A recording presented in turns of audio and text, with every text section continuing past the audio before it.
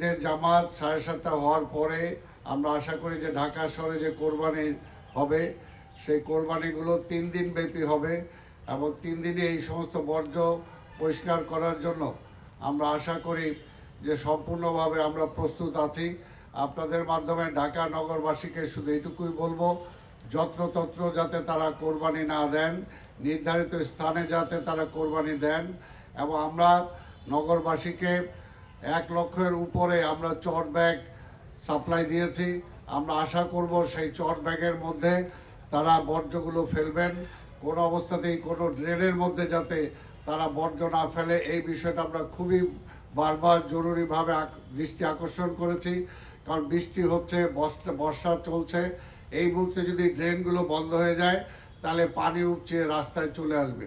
এই ব্যাপারে একটু সচেতন থাকার জন্য আমরা অনুরোধ করেছি। আমরা নগরবাসীকে সেভলন সাপ্লাই দিয়েছি, আমরা ব্লিচিং পাউডার সাপ্লাই দিয়েছি।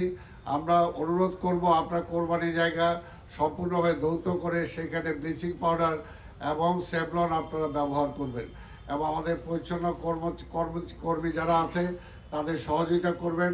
আপনারা জানেন যে সিটি কর্পোরেশনের কর্মকর্তা কর্মচারীর সকল সহ ঈদের ছুটি তাদের বাতিল করা হয়েছে। এই ঈদের মধ্যে তারা আপনাদের সেবায় নিয়োজিত থাকবে। আপনারা যাতে সবাইকে সহযোগিতা করেন সেটাই আমি আশা করব।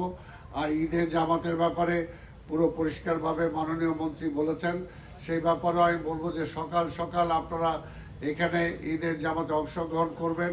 বাকি শৃঙ্খলার ব্যাপারে আমাদের পুলিশ কমিশনার সাহেব আপনাদের সামনে বলবেন।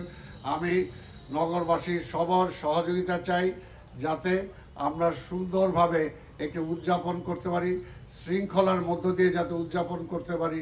যেমনি আমার ঘরটাকে পরিষ্কার রাখি ঠিক তেমনি বাড়ির আঙ্গিনাটাকেও পরিষ্কার রাখার চেষ্টা করব, আমার সামনের রাস্তাটাকেও আমি পরিষ্কার রাখার চেষ্টা করব।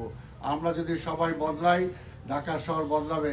আসুন আমরা প্রধানমন্ত্রীর যে চাওয়া যে ক্লিন সিটি গ্লিন সিটি, সেই সিটি যাতে আমরা আমাদের মাননীয় প্রধানমন্ত্রী এবং দেশবাসীকে উপহার দিতে পারি। আশা করি যে আল্লাহ আমাদের সহায় হবেন। বৃষ্টিতে আপনারা দেখেছেন ভিতরে কোনো ক্ষতি হবে না, কিছুই হবে না। বৃষ্টি হলেও আমরা এখানে নামাজ পড়াতে পারবো, কাজে এখানে কোনো অসুবিধা হবে না। একেবারে যদি দুর্বিপাক হয়ে যায় যে ঝড় ঝঞ্ঝা এখানে পানিতে একে সয়লাভ হয়ে গেছে, ওই অবস্থা যদি হয় তখন বিকল্প আমরা কালকে সকালবেলা সেটা ঘোষণা করব। এই মুহূর্তে আমরা সেটা বলতে চাচ্ছি না।